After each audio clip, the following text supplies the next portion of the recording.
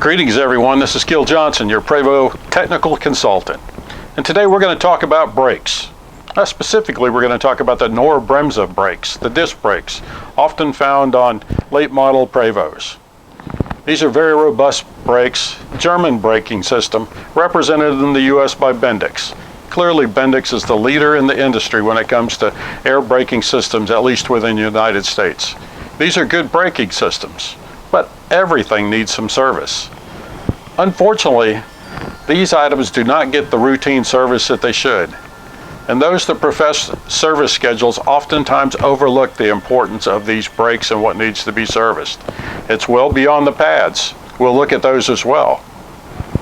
So now let's delve in and check out what makes these brakes work and what you need to look for in the operation of your coach. Let's get started by going over a few of the components that make up our rotors and brake assemblies. In this illustration here, you can see the hub and the rotor, and then we'll show you the disc brake, the brake disc, and then the disc pads that are held in place with a simple spring clamp and clevis pin, easily removed, and then the caliper assembly. That's what we're really going to focus on today. But before we do that, let's go over the components of the caliper itself. So if you were to order a caliper kit, this is what comes in it. So we have the caliper, which you can see with the two red rings around it. Those are the tappets. Those are actually the physical devices that put pressure on the pads to apply the brakes. And then the guide pins. We're going to spend a lot of time really talking about the guide pins. You can see those on the left-hand side by the blue check mark. And then those two guide pins, one of them, the one on the right-hand side, will actually end up with a dust boot on it. You can see that dust boot in the far right-hand side of this illustration. The other one stays exposed. Exposed primarily because it's the only way of telling how much brake pad thickness you have left without pulling a wheel. And then the pad retainer, which is down in the center of that drawing. That's what actually holds the pads in. Pretty easy to remove, as I said before. And then there's some specialty grease that comes with this. So when we're looking at our brake pads, when we pull those, the one thing that we'll find out is very seldom does a motorhome ever have brake pads that are worn out due to reduced thickness, the pads going away, as we'd be accustomed to or any car or high mileage coach. We simply don't put the miles on them. So here's an illustration that shows a brand new brake pad and the brake pad that I took off the front of my coach. I suspect it's been on there since new, so it has roughly 90,000 miles on it.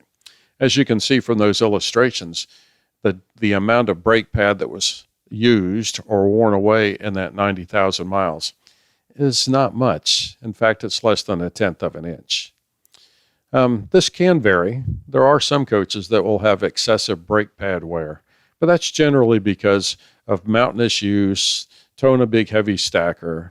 But even in both of those cases, if the engine or the transmission brake is used appropriately and the gears are used to gear down on descents, you still won't get much brake use on these coaches. They're simply just not worked hard enough. But we really need to remove those brake pads to tell the state of the pads. So here's an illustration that shows both a brand new pad and the one that I was taking off the front of my coach. Now, I painted this orange and sanded it off to show what pad material was actually making contact with the brake rotor. So you'll see here that, I don't know what the number is, but it's probably well over 10% of that pad, the used pad, the one in orange there, is not making contact with the disc brake rotor. So contact area obviously affects how good or bad your braking is. So the fact that we don't take the wheels off and we only rely on the wear indicator is not a good indication of the state of our brake pads. Now, some will say that my brake pad needed to be replaced because of its contact surface. And frankly, at $130 an axle or thereabouts, yeah, I replaced it.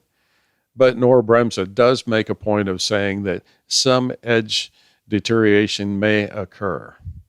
So if we look at the edge deterioration on my pad, and you look at what Knorr-Bremse says is acceptable or not, I'm somewhere in the middle of that. Uh, so in my case, like I said, I replaced it. Again, it's $100 and some, and at the end of the day, you really want to be able to stop these big, heavy coaches. So moving on from the brake pads, I only showed that to show that you have to pull the pads to actually tell what state they're in. But the main focus of this discussion is really on our caliper guide pins, which I often believe are neglected or not serviced appropriately. So here we got a picture of a brand new brake caliper, the 2 guide pins, and that dust boot. So the dust boot is the primary thing that you're going to be looking for when you go to look at these brakes without pulling your wheel off. So if you weren't to pull your wheel off, if you didn't pull your wheel off, you'd actually sit there and look at that boot and look for tears in it. If it has tears in it, and it surely will over years, then I can almost assure you that debris and corrosive material, salt from the road, those kind of things have gotten in there and have probably pitted that brake caliper guide pin. Now, your brakes may work perfect today, but when you start on that long journey and you actually start to wear your brakes, as your brakes wear, that guide pin has to go inside that guide. And when it does that, if it has any foreign debris, if it's got corrosion on it, rust buildup, those kind of things, it'll allow you to apply the brakes, but there's going to be enough resistance on that buildup of crud that's on there that it won't release. That's where we have problems. That's why this is a critically important item to be looking at, probably far more often than what has been done by most. So our first order of inspection is to, from behind the wheel, under the coach, obviously supported, you'll be able to see a couple of things. One, you'll see that dust boot, and you'll be able to determine its condition. In this case, the illustration shows a dust boot that's frankly brand new. Also shown here underneath that cap is the adjuster for the brake pads. Initially, you'll adjust that, and if you need to remove the pads, they may not come out easily, and if they don't, it's easy enough to back that off. We're not going to talk about that in this discussion, but all of the information is in the Prevost service manual. So now that we've looked at that, that's our first order of business, but it's not enough. Pulling that wheel off can be one of the hardest parts of that job. Not because the wheel's terribly heavy, which it is, but getting those lug nuts off is a tough thing to do when they're torqued to roughly 550 pounds. So anyway, now that you got the wheel off, pull the brake pads out, and with the brake pads removed, you should be able to move that whole caliper assembly back and forth, roughly 1.75 inches. If it does not move freely, then it's time to clean up those caliper guide pins or just get a caliper guide pin kit. That kit, it's roughly $100 an axle. So your choice. In my case, I replaced guide pins on all axles as part of this preventive measure. So what happens if you don't do this as often as you should, or it's not done properly? Well, you could get lucky, like I did, and I should have known better, so shame on me. But at the end of the day, I went to a reputable shop that said that the boots were torn and that they'd take care of them. Well, the kit comes with all 6 boots. And later, after we were working on this, we discovered that no, they didn't replace all 6. They only replaced 2. I'm not sure where the other 4 went. But all of them, not the 2 they replaced, but the remaining 4 were torn. And even the ones they replaced, once removed, you could see that they didn't actually clean up the guide pins. So not all shops understand how to do this job, which is kind of surprising. They're not an uncommon braking system. So you could, like I said, you could get lucky like I did and have a problem on the side of the road where the rotor gets up to some 400 degrees, but ultimately didn't really do any damage other than easily replace stuff. But much worse than that is there have been cases where they have gotten so hot that they've actually caused fires. That oil reservoir in your tag axle and your steer axle is not that large. It'll only support the heat for so long before it could actually ignite. So we do see cases where fires have occurred too. At the end of the day, we need to stay on top of these.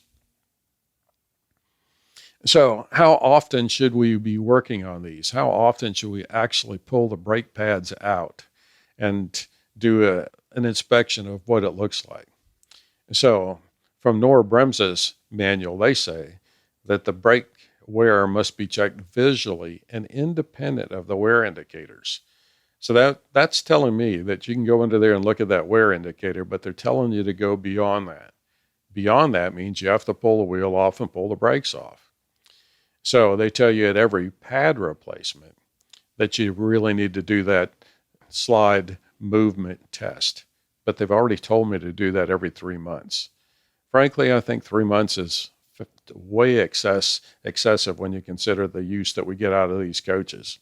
But I can also tell you there's many a Prevost out there that probably has never actually had these things inspected. And these coaches are 10, 15, 20 years old. So it needs to be done. In fact, anytime I inspect a coach for someone, I tell them that that should be part of the process when they have the chassis inspected. It just makes sense. It's cheap insurance. It gives you a baseline. And then annually, Knorr-Bremse tells you that you got to check for running clearances on the calipers and make sure everything looks right. I would tend to say that, again, with as infrequent as we use these coaches, all of these test inspections should be done annual basis, maybe not as frequently, but no less than, I'd say, 3 to 5 years somebody should put their eyes on those things, unless somebody's driving these a heck of a lot. But annually, when somebody's underneath that coach, doing your level 3 inspection, if you do that once a year, there's no reason during that inspection that they're not checking the quality of the dust boots on the one caliper pin. If that's deteriorated, torn, or in any way not fully protecting that pin, it's time to pull that off and check those out. And of course, Knorr-Bremse says these are minimum requirements. Again, Knorr-Bremse and Prevost, for that matter, are basing their inspections on, what they consider to be average miles on these coaches. In our case, motorhome conversions, they don't get many miles. But let's see what Prevost says. So Prevost says that you must be able to slide the caliper easily, and that sliding test should be performed at least every 3 months. Well, that's exactly what Knorr-Bremse says. So they're both telling us to take the wheels off, pull the brake pads off every 3 months and do this. Again, I think that's excessive because I frankly think most of these coaches don't have this done on a 5-year basis. And they're going to tell us that once we get those brake pads out, just using hand pressure, we should be able to move that caliper slide pin. Well, the real number here, 1 3/16 inch. You'll know if it's going far enough. You can see the physical stops that's going on. And of course, inspecting the rubber components. And the one gotcha on that one slide pin, the slide pin covered by the dust boot, it does require a special grease that's for that pin and that pin alone. So finding that grease actually is kind of a struggle. It comes with all the kits, but to buy it by itself, frankly, I haven't found where you can do that, although I haven't looked that hard. I'm sure Prevost must sell it because they've got to do this maintenance. So in both cases, we're seeing that, both the manufacturer of the brakes and Prevost both are telling us to do this far more frequently than I'm sure this is happening. In fact, then if we even look at Prevost's service schedule, the graph that they put in all their service manuals, and this one is out of my service manual, so it'll be for a 2003 H3, but I suspect all the Knorr-Bremse manuals are probably going to be telling us the same. And it's telling us to check the brake pads, okay, check the brake pad wear indicators. Both of those, you can do part of that without removing the wheel, but as I've already shown you, you can't check the brake pads correctly without pulling them out. And then they're also telling us there to perform that caliper slide check. Again, that can only be done with the pads removed and the wheel off.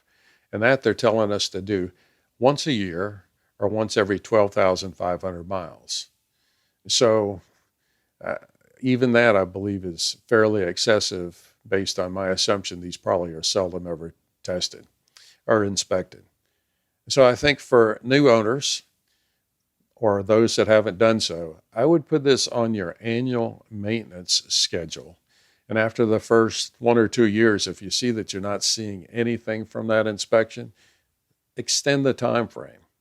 My gut feel is 3 to 5 years is probably the right time frame for most owners. Well, the two most critical safety items to our coaches are the tires and the brakes. We talk about tires all of the time. We seldom ever talk about the brakes. And unfortunately, I think that's the same way it goes with maintenance. There's not as much attention applied to those brakes as we should have. It's not a hard job to do these things right, to inspect them. It may be too much for most to do individually. It's not a time-consuming job, but it's a job that seems to infrequently happen as often as it should. In my opinion, these brakes on most of these coaches haven't been seen in 5 years or more. So take your coach the next time you're having it serviced, or if you service it yourself, pull the wheels, pull those brake pads, check the calipers, check the pads.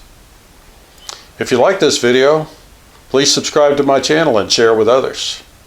Until next time, be safe, enjoy the journey.